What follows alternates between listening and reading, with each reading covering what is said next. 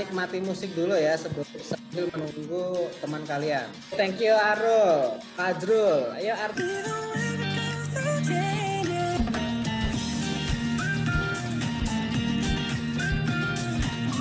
Apa kabar semuanya? Selamat pagi. Henry Ford, seorang pendiri Mobile Phone Company dari Amerika, pernah berkata, dari pertemuan yang lalu ada yang simple past tense menggunakan kata kerja betul. Ini kita akan belajar materi yang sangat menarik. Paragraf pertama ya. Beautiful day, we are enjoying. Ya, enjoy. Oke, hari yang indah ya.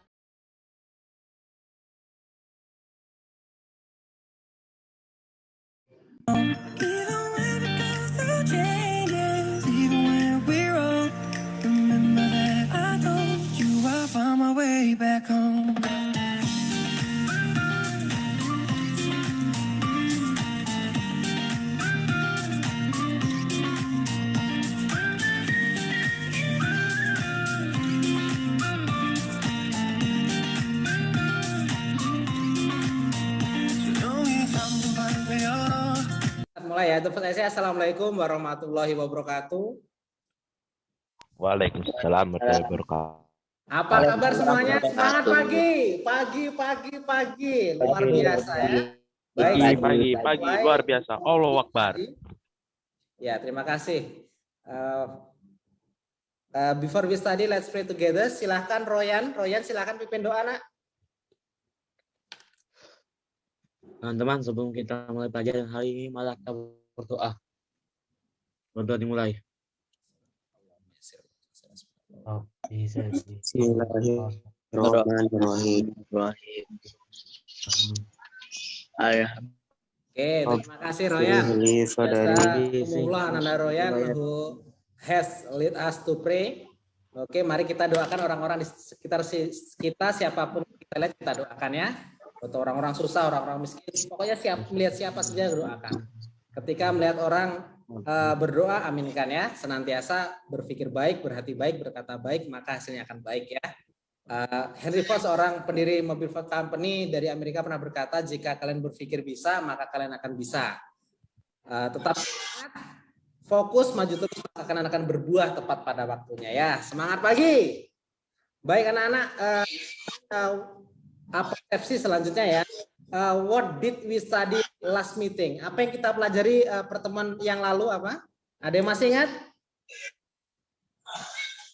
Kita belajar apa kemarin? Simple past tense ya. Ya, yang keras ya suaranya ya. Simple past tense menggunakan kata kerja bentuk berapa? Ada yang tahu verb berapa kemarin? Simple past tense? Verb 2. Ya, silakan dibuat nanti ya. Baik, hari ini kita akan belajar materi yang sangat menarik. Today we are going to study about an interesting material.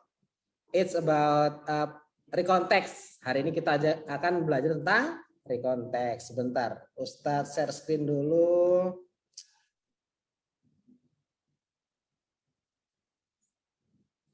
Nah, apakah sudah terlihat di layar?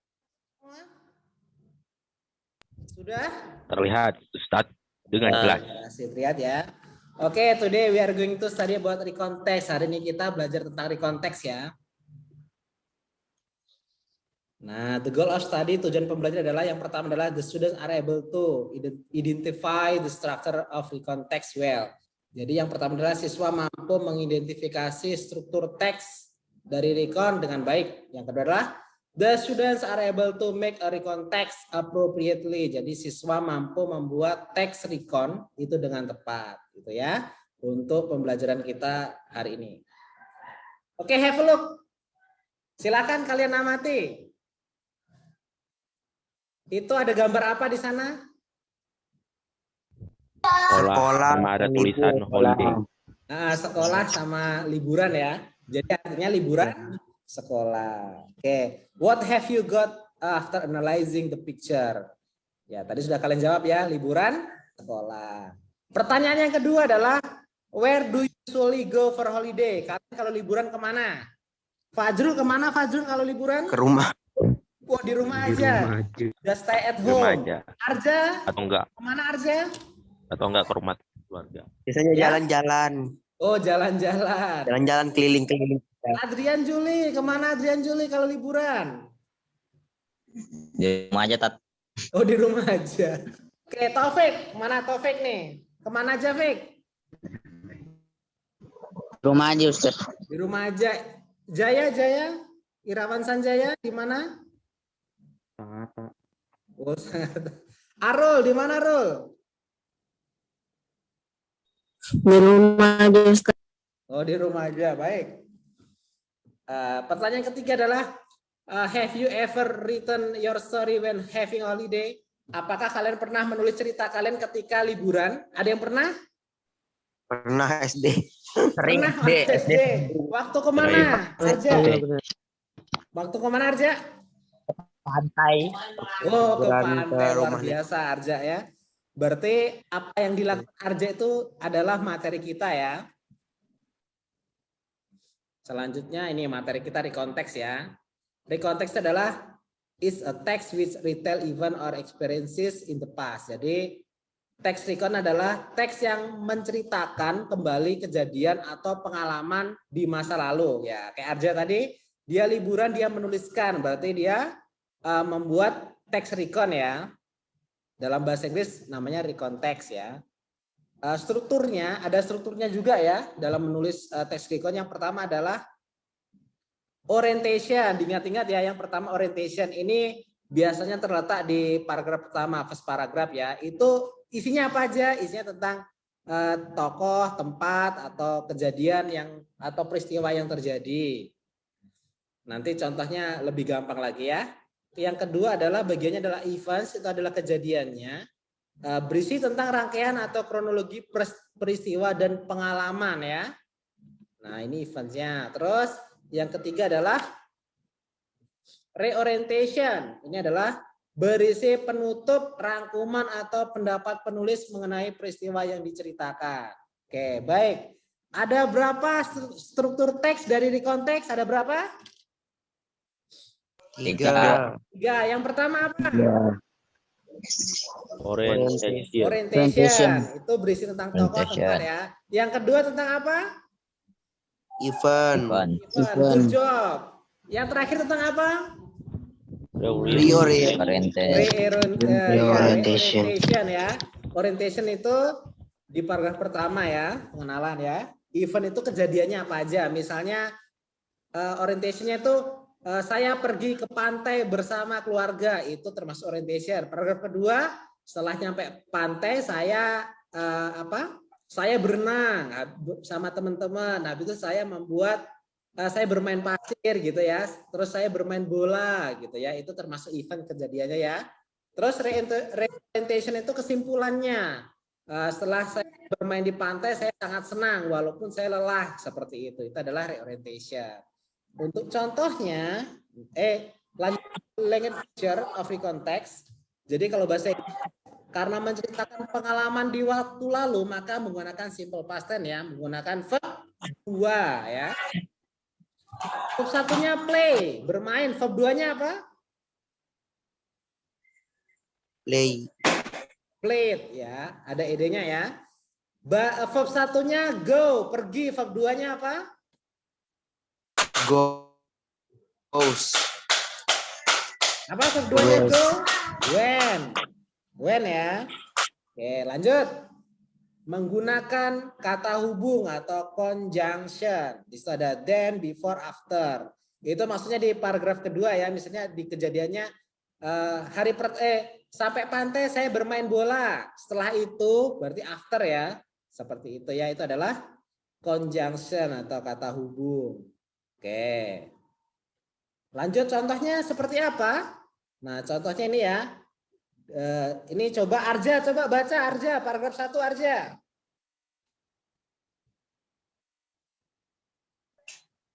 Driving in Bunaken Island. Ya, island. Okay. Orientation. Lanjut. Last year I live New Zealand for Bunaken Island. I went there with a group of New Zealand drivers. Divers, Getting ya. there was no quite easy. Soon after our arrive with Bunaken, we get a general briefing include a description about how to take picture underwater. Then we began our diving. In our diving, we saw group on tiny fish. In order to identify them, we needed a good guide. Without some knowledge of their habit and behavior, we was difficult to identify. In summary, we trip was mostly enjoyable. This place is so impressive with its marine life. Ya, thank you Arja. Good job Arja. Jadi ini adalah diving in Bunaken Island ya. Jadi menyelam di Pulau Bunaken. Ada yang pernah ke Bunaken? Have you ever been to Bunaken? Ada yang pernah? Nggak pernah. Ya. Kalian nanti kalau liburan bisa kalian destinasinya ke sini ya. Paragraf pertama di situ ada last year I left New Zealand for Bunaken Island. Saya berangkat dari New Zealand ke Pulau Bunaken. Saya pergi ke sana dengan sekelompok penyelam dari New Zealand ya. Perjalanan ke sana itu tidak mudah gitu ya. Jadi di situ ada tokohnya siapa? Tokohnya adalah penulis dan teman-temannya di situ ya. Berarti paragraf pertama adalah orientation ya. Paragraf kedua di situ adalah setelah tiba di Bunaken kita briefing. Lalu kita termasuk penggambaran tentang bagaimana mengambil foto di bawah air ya. Itu adalah kejadian yang pertama. Setelah itu kejadian keduanya lalu kemudian dia mulai menyelam. Dalam penyelaman kita melihat beberapa kelompok ikan yang lucu. Untuk mengidentifikasi mereka, kita perlu pembimbing yang baik atau yang bagus atau yang ahli sudah. Tanpa beberapa pengetahuan dari habitat dan tingkah lakunya, itu sangat sulit diidentifikasi. Maksudnya ikannya sulit diidentifikasi ya. Lalu perjalanan itu sangat menyenangkan. Itu paragraf terakhir, itu namanya reorientation atau penutup ya. Tempat ini sangat mengesankan dengan kehidupan laut. Menarik ya. Lanjut contoh berikut. Kalian identifikasi ya. Behavior itu apa? Behavior itu tingkah laku. Oh. Nah, ini ya, kita baca. Okay, ada a beautiful day at Jogja. Apa artinya? Hari yang indah di Jogja. Nah, hari yang indah di Jogja. Yang pertama, paragraf pertama. Adrian Juli, silahkan baca Adrian Juli, paragraf pertama ya.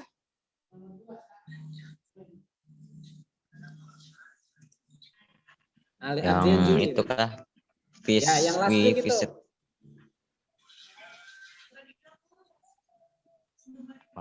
Last week, my friends and I went to Jogja. We visit my place. Ya. Fish we visit Paratik beach. The sun bring and the sky was very beautiful there. We feel the wind blow across to us. Yeah.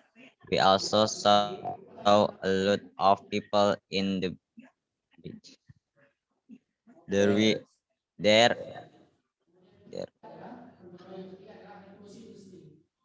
were many birds view in the sky. Also, there were men salt man king of surfing. Second, we visit Gembira Loka Zoo. We saw many kinds of animals. There's sort of monkey, tiger, crocodile, snake. We looked around in that zoo. and also took picture of those animals. Then we feel hungry, so we went to restaurant. As soon as we finished got lucky, we decided to go home. Ya. For me, that was a beautiful day. We are enjoying it, and I hope I can visit Jogja again. Oke, terima kasih ya.